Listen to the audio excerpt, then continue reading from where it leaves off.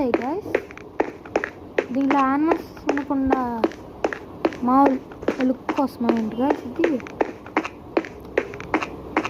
ఓకేనండి గైస్, చూద్దాం.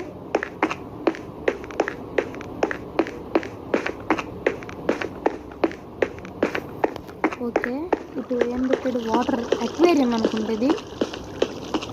So aquarium కూడా బాగుంది, కన్ఫ్యూషన్స్ లేవు.